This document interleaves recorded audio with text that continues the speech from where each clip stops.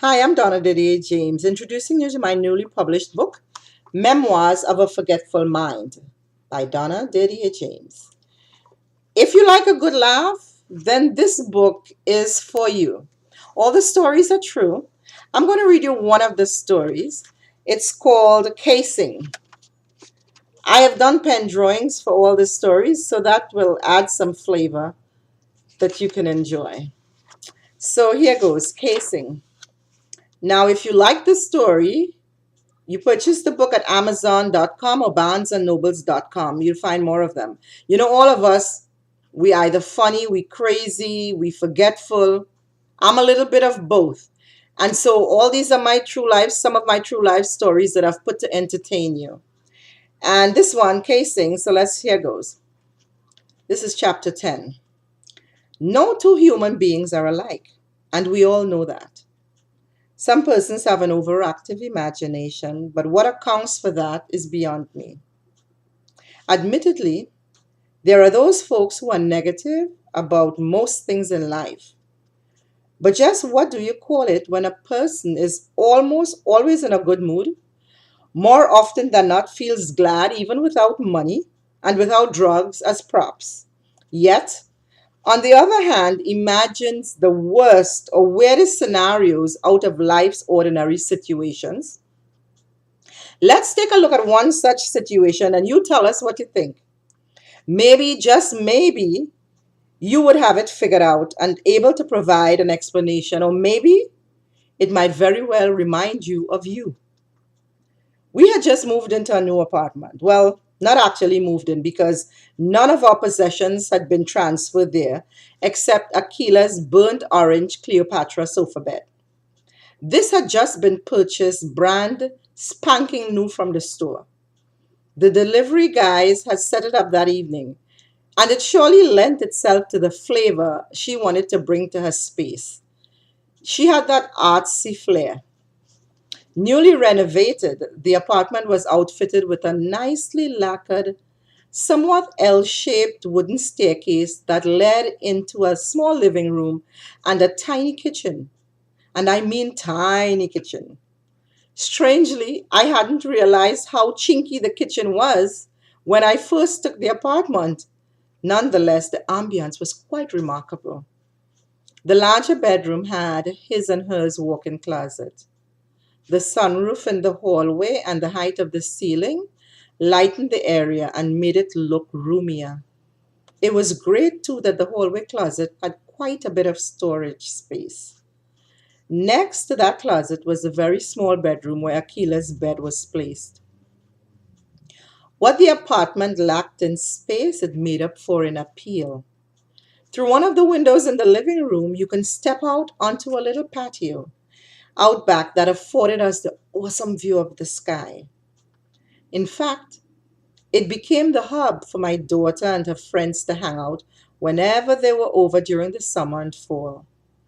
And what do you know? Yes, the grown ups were drawn to it too. My husband and his friends found that to be their go to spot. Akila's family and friends photo table was both a tool and an entertainment piece designed just for that patio. Almost every visitor looked for their face somewhere on that table. Sadly, it did not move with us to our next destination. Yes, we moved several times. Someone tried to break in, which prompted our move that time. We thought it might have been an inside job. Need moving tips? You could check us out. Should provide that service, right? The apartment was clean, but you never know who cleaned where, how, and with what. So Akila decided to spend the night with me as I sanitized the entire apartment. Sanitizing wipes, bleach, LDC, and some rolls of paper towel were some of the essentials I had brought about along to tackle the job at hand.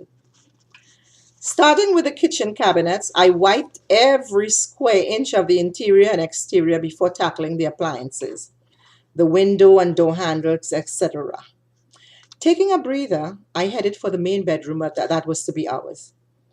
For some strange reason, I decided to take a peek out the front window. The view was nothing grand. Just across the street was a school, But that did not matter to us when we got the place. We weren't in that kind of income bracket. And neither did we have the kind of mindset where people wanted this or that exclusive view. No, we just wanted a decent, affordable apartment in a reasonably safe neighborhood. Its location was ideal, close to the J and A train. The B38 and the B15 bus lines both ran one block over, one on the east and the other to the south of us. In spite of the school's proximity to us, the street was very quiet and clean. The back of the school compound is what faced us, and generally there was very little, if any, activity there. We were very familiar with that area. The kids came in and exited at the front of the building on the other street to the north, Malcolm X. No wonder. To me, it was such a strange thing to see about four persons standing under the awning of the school building facing us. Looking up at the building, there were lights on. Maybe they were having a night class. With that in mind, I headed back to my cleaning. Sometime later, I returned to the front room and decided to peek outside again. There were now about 7 persons standing there across the street. My curiosity now heightened, I proceeded to look more intently at them and the surroundings, hoping that they had not seen me. Why were they there? Why were they not moving? They were just standing there. At closer inspection, I noticed it was drizzling slightly, so it must have been that they were sheltering from the rain. About 10 minutes later, there was no more rain, but they had not moved. Now my thoughts began racing. Are they casing the apartment? I went into Keela's room.